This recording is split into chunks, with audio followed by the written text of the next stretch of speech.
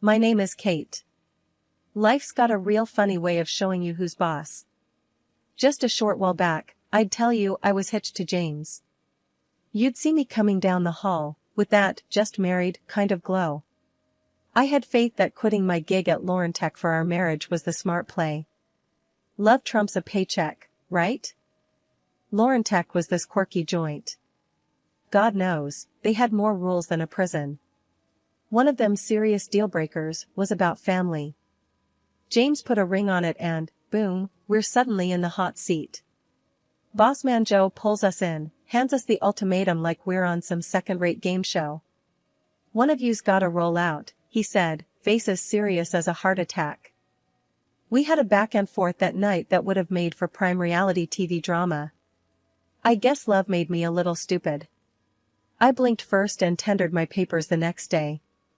Threw in the towel on my up-and-coming tech career, to play house. If I knew then what I know now, well, ain't that just life's tagline? Flash to today, and here I am sweeping up cereal because Mr. Promotion on the horizon can't find it in his heart to aim for the bowl. Jim, your mother teach you that? I called out to the other room, my voice getting lost somewhere in the drywall. What's that? He shot back, voice all tight, like my question was a personal attack. Never mind, I muttered, letting it drop. Not worth the hassle. Used to be we could rib each other. Now every word's like stepping on a landmine. Lovely, huh? 2 hours later, he's on the couch, all zoned out in front of the TV, and I'm assessing the remains of what used to be us. We gonna talk or you planning on marrying the couch? I said. James didn't even bother looking my way. About what? I counted to 10 in my head. I dunno, how about us? Where this train wreck's heading? He shrugged. Thought we were good. We stewed in that silence for a while, the TV chattering away to itself. Then it hit me, the realization I'd been living in a glass house someone else threw a rock at. Everything we built, up in smoke, and neither of us knew how to stop the burn. It's funny, ain't it? How fast a life can turn on its head.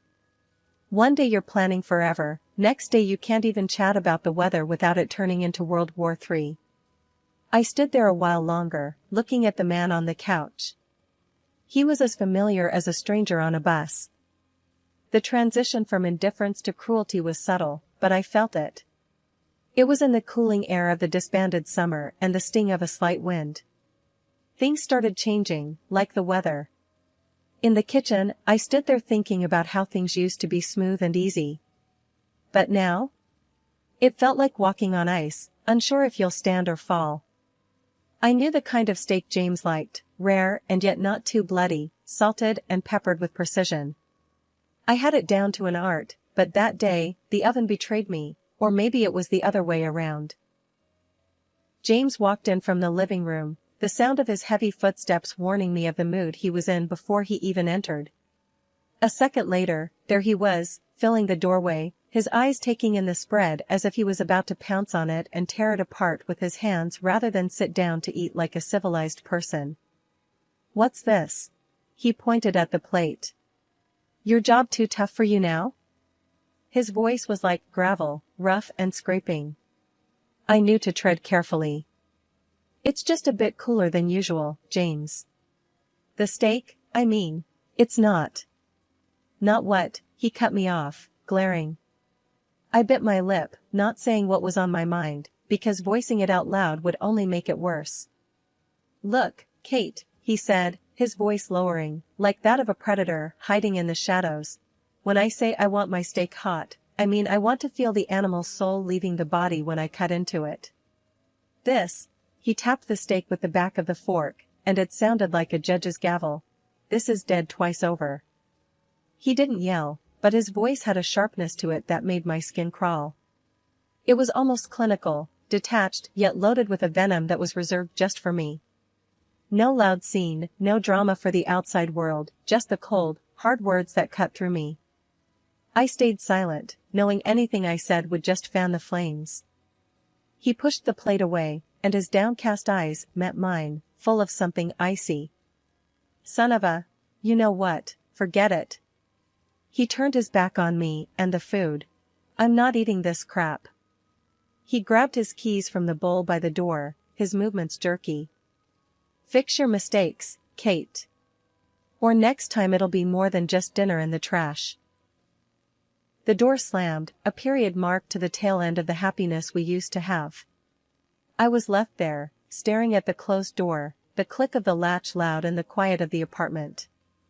As his footsteps faded, I let out the breath I was holding. The steak. It just laid there, looking as forlorn as I felt. The trash can was the next thing I'd have to face, a cold reminder of my mistake. Throwing it away felt like I was tossing a part of myself with it, my effort, my care, my desire to make things work. But none of it seemed to matter. Perfect, they called us. His parents, our friends, they all admired the facade we put up. But behind closed doors, the story was different. Demands grew as my self-esteem plunged. James' favorite pastime became scrutinizing every corner of the house, every dish I prepared. I had no job, no income, just him and his approval, which became scarcer with each passing day. And on the nights his parents witnessed an act slightly less convincing than usual, the sofa was my cold reminder of failing to play the doting wife.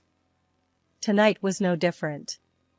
The dinner table was set for two plus his ever-judging eyes. What's this? James's voice was flat, pointing at the steamed broccoli.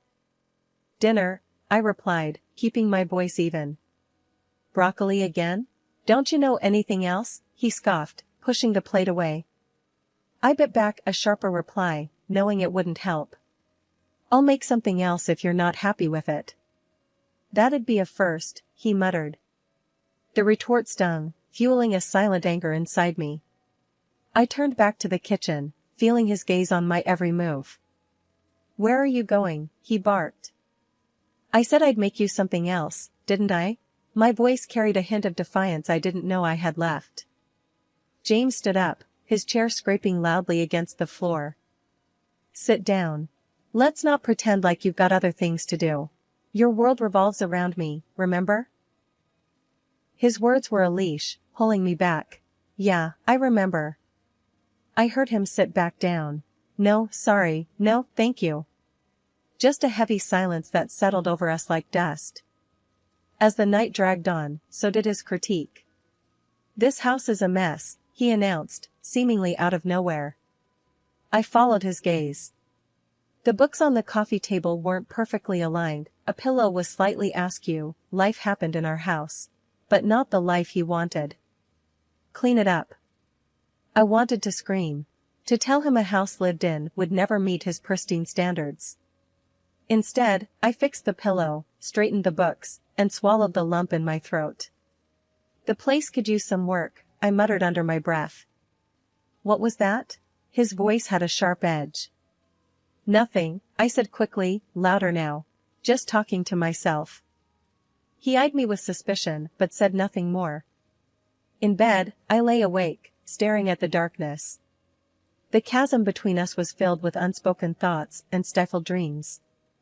I thought of all the words I wanted to say, the accusations, the hurt, anger, and all the wishes for a life that felt like it was slowly slipping away from my grasp. I was tethered, bound by invisible chains of dependency and fear. Perfect, they said. But perfect was just a word, and words were the cheapest currency in the economy of our sham of a marriage. So there I was, just a regular day heading back from the store, arms loaded with groceries. Never did it cross my mind that a bit of ice on the sidewalk would land me square on my rear, but life's got a twisted sense of humor, doesn't it? Down I went with a nasty slip, and the pain shot right through my leg like nothing I've felt before. I tried to get up, but no dice. My leg was having none of it, throbbing like mad. That's when a couple of folks came rushing over. You all right? They asked. Must have seen the whole clumsy show. Trying to keep my cool, I just nodded. I think I busted my leg. They didn't think twice and hailed down a cab to whisk me to the hospital. At the ER, it was a circus. Nurses took their sweet time before a doc finally got to me. He had just one look at my leg and his face said it all before his mouth did. It's broken, he told me, matter of fact like he was talking about the weather. I grimaced, not at the news, but at the thought of facing James with this. While waiting for the docs to do their thing, I figured I should let my husband know, but the dude didn't pick up his phone. Sent him a text, broke my leg, at the hospital, short and sweet, but not even a peep back from him. Turns out, I was stuck there till morning, and the hospital was no hotel, that's for sure. All I got was cold coffee and a nurse who seemed like she'd rather be anywhere else. As soon as I could hobble, they shoved some papers at me to sign and sent me packing in a cab. Back home, the cast was as white as the snow outside and twice as annoying. James was waiting, his face like a thundercloud ready to burst. "No, how you doing or what happened?" he just goes. "Where's dinner?" Really? I'm standing there on crutches, leg in a cast, and he's all mad about dinner? I snapped back. "What do you think, I went dancing? Look at my leg." But he's on a roll, acting like I did it on purpose. "You always have excuses," he sneered. "Can't even do the one thing you're supposed to." Can you believe that? After a night in the ER, all he cared about was his stupid dinner. The whole thing was too much. There I was, hurt and shaking, and he couldn't care less. The air was as cold as that patch of ice I'd slipped on, and I knew right then, this was more than just a broken leg. It was like the ice under us had cracked wide open. I hauled myself toward the kitchen table, crutch by crutch, as if every step was a mile. I was cooking dinner for my beloved husband, it's funny. The bin was near overflowing, and I'd missed it. It was a tiny slip-up, but with James, nothing was ever tiny. "What's this now?" James barked, catching the sight of the unemptied bin. "You're home all day, and you can't even manage the simplest tasks." He stormed over, all bluster and rage, and with one swift motion, toppled the bin, its contents sprawling like a small-scale disaster at my feet. "Clean it up," he thundered. My fingers shook as I reached down, but not from the physical pain of my injury.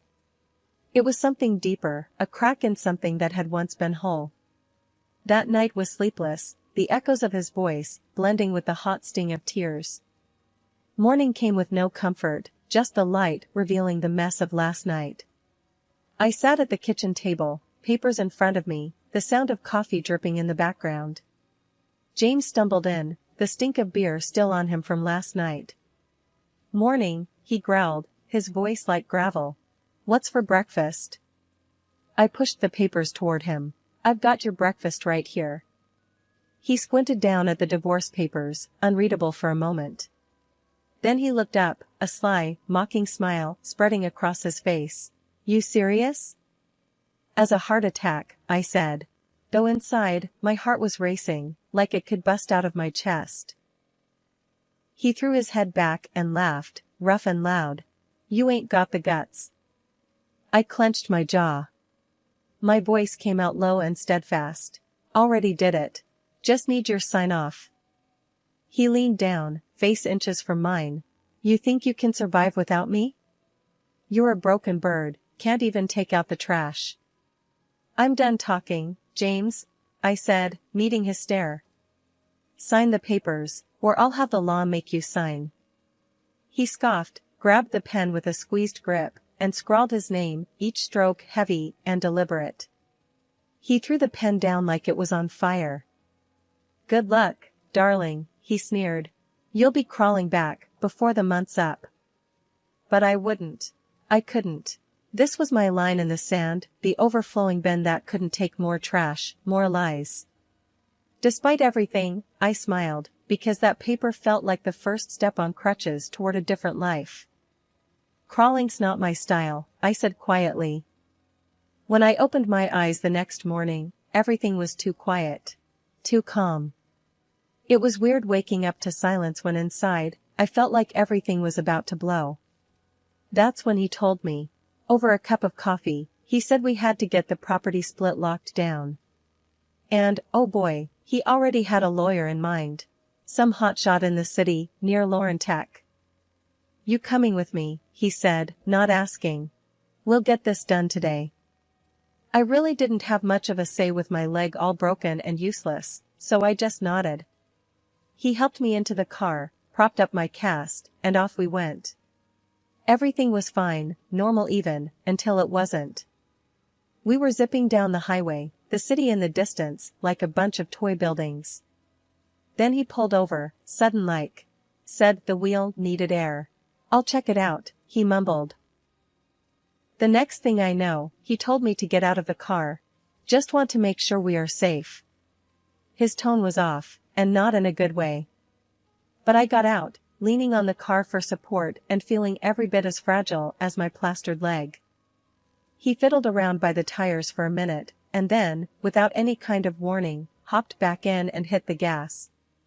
I mean, he took off so fast I barely had time to shout. So there I was, out in the middle of nowhere with nothing but the sound of his car disappearing down the highway. I couldn't believe it. Was this really happening? I didn't have to think twice. My phone was in my hand, and I was hitting record. When he picked up, he was all smug. I've never hated the sound of a voice more. "Come back," I yelled. "This isn't funny." But he just laughed. Actually laughed. Said something about me getting what I deserved for wanting a divorce. Can you believe that? The line went dead, and the weight of what just happened slammed into me like a brick wall. I stood there on the side of the road, watching the taillights of his car disappear into a blurred speck in the distance. I was alone, miles from anything that resembled civilization. The chill in my bones went deeper than the winter's touch. It was the harsh truth gnawing at me. I was truly on my own. Cars whizzed by, each one felt like a sting. None of them stopped. Why would they? It's not their drama, not their craziness to deal with. I was just some woman on crutches on the side of the road to them.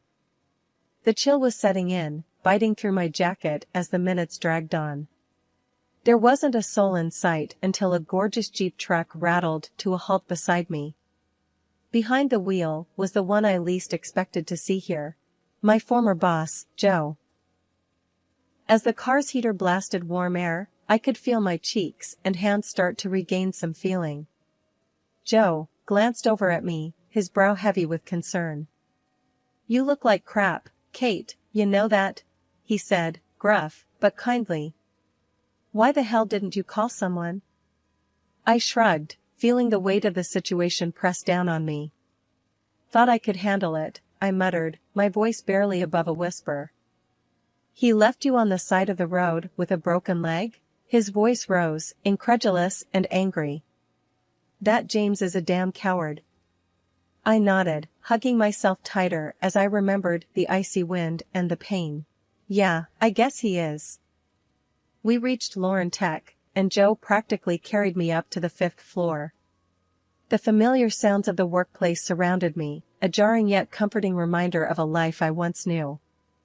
Inside his office, Joe handed me a mug of coffee, which I clutched gratefully between my hands.